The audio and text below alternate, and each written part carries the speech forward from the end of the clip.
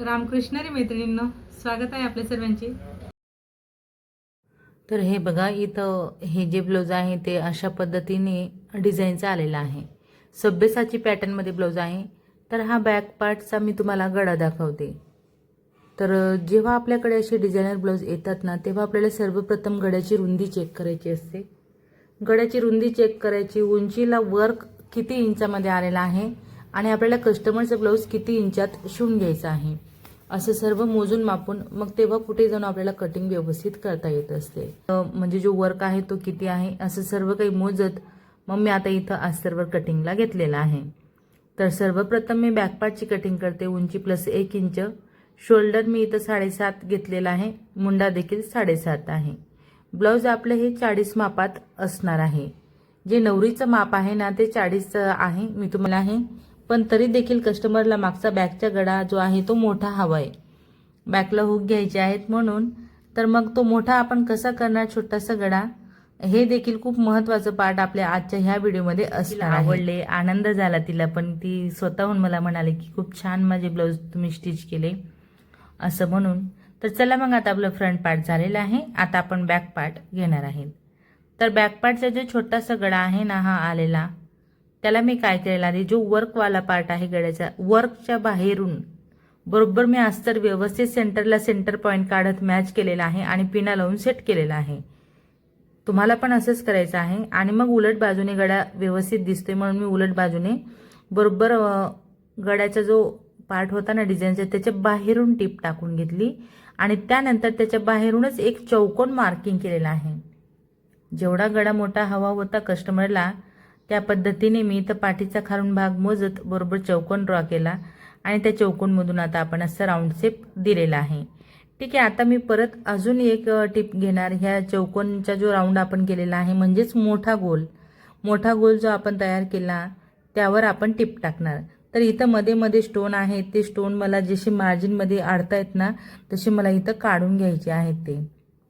तर मग असं करत माझा हा जो गोल आहे तो देखील पूर्ण झालेला आहे। बघू शकता या दोन्ही शिलाईमध्ये मी बरोबर आपली कात्री चालेल एवढा गॅप ठेवलेला आहे। 5 इंचहून थोडा जास्तीचा गॅप ठेवलेला आहे मी, कारण आपल्याला कट करायला तिथं जागा असायला हवी म्हणून। आता आपण हा वरचा गोल सर्वप्रथम कट केला, बघू शकता। त्यानंतर जो खालचा गोल आहे ना तो आपण कट करणार, कारण गळा छोटा होता, डिझायनर गळा होता, ब्रायडलचं ब्लाऊज आहे आणि मागे हुक करायचे आहेत म्हणून आपला गळा मोठा करायचा होता। तो मी अशा पद्धतीने तुम्हाला इथं मोठा करून दाखवते। आता हा जो काही गळा आपण बघा शिलाई टाकून घेतली, सोबतच आपले दोन्ही पार्ट इथं तयार होत असतात। आता हे पॅटर्न आपण नंतर अटॅच करणार आहेत। बॅकला हुक करायचे आहेत, मग कसे करायचे, सेंटर काढायचा, सेंटरला पॉइंट लावून घ्यायचा आणि इथं देखील मी 2 टिप टाकणार आहे बरोबर 5 इंचहून थोडा जास्तीचा अंतराने, की जेणेकरून माझी कात्री इथं मला चालवता येईल। बघू शकता आता मी बरोबर सेंटरला कट लावला। आता इथं काय झालेलं आहे, आपलं बॅक पार्ट बरोबर टोटल पूर्णपणे अल्टरचा मी करून घेतलेला आहे, म्हणजे कमरपट्टी लावण्याची गरज नाही आणि गळ्याला देखील पट्टी लावण्याची इथं गरज नाही। तसंच आय हुक पट्टीचा जो पार्ट आहे तो देखील फिनिशिंगमध्ये इथं आपला फोल्ड झालेला आहे। तर तुम्ही बघू शकता याला बॅकला टक्सची मार्किंग आलेली आहे, तर मी टक्स देखील घेतलेला आहे बॅक पार्टवरती आणि अशा पद्धतीने त्याला मी आय हुक पट्टी लावून घेतली। म्हणजे बघा हुक पट्टीसाठी तर आपण फोल्ड केलेलेच होतं, पण आय पट्टीच्या साईडला थोडा एक्स्ट्राचा कापड असतो ना तो मी तिथे लावून घेतलेला आहे। आणि आता हा जो काही आपला गळ्याचा ठसा निघालेला होता त्याचा आपण बरोबर सेंटर काढत अस्तर तसंच मेन फॅब्रिक असं अटॅच करून घेणार, कारण आपण मधून कट लावल्यानं मग कापड मोकळा होत होता आपला, तो आपल्याला असं स्टिच करायचं आहे। तर आता आपले हे जे बॅक पार्टचे 2 पार्ट तयार झालेले आहेत, यावर बरोबर आपलं शोल्डर आपल्याला किती इंच तयार हवं त्या पद्धतीने मी वर बरोबर असं ॲडजस्टमेंट केलेलं आहे आणि पिना लावून सेट करायचं आहे आणि मग नंतर तुम्ही इथं स्टिचिंग करू शकता। बघू शकता किती सुंदर अशा पद्धतीने मी हा जो काही गळा आहे तो तुम्हाला इथं असं बनवून दाखवलेला आहे। ठीक आहे, आता आपण आर्म होल जो होता ना आपला त्यावर टिप टाकून घेणार आणि एक्स्ट्राचा पार्ट इथं कटिंग करून घेणार। राहिलेलं जे ब्लाऊज आहे ते नेहमीप्रमाणे मी व्यवस्थित अशी याची फिटिंग करणार आहे, शोल्डर तसंच स्लीव वगैरे लावून फायनल ब्लाऊजचा लुक देखील तुम्हाला इथं बघायला मिळणारच आहे। तर आता हे फ्रंट पार्ट आहे आपलं।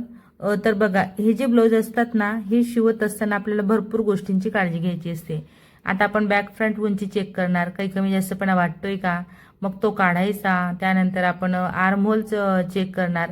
स्लीव लावून घेण्याच्या आधी दोन्ही पार्ट सारखे बघायचे आणि मग तेव्हा कुठे जाऊन आपल्याला फायनल रिजल्ट असं मिळत असतो. म्हणजे एकदम छान असं ब्लाऊज आपण तयार करू शकतो. कटिंग आणि स्टिचिंग दाखवलेली आहे. आजचा हा व्हिडिओ तुम्ही माझा पूर्ण शेवटपर्यंत बघितला त्याबद्दल तुमचे सर्वांचे खूप खूप धन्यवाद. असेच माझे व्हिडिओ बघत चला व मला सपोर्ट करा. आवडला असेल व्हिडिओ, थोडा जरी फायदेशीर वाटला असेल तर मात्र व्हिडिओला नक्कीच लाईक करा, शेअर करा, कमेंट करा. चॅनलवर नवीन असणार, पहिल्यांदाच बघत असणार तर चॅनलला सबस्क्राईब करा. सोबत बेल आयकॉन क्लिक करून ऑलवर सेट करा रोजचे असे छान छान व्हिडिओ पाहण्यासाठी. चला तर मग भेटूया आपण पुढच्या एक छान अशा व्हिडिओत आणि नवीन डिझाईनसोबत. धन्यवाद.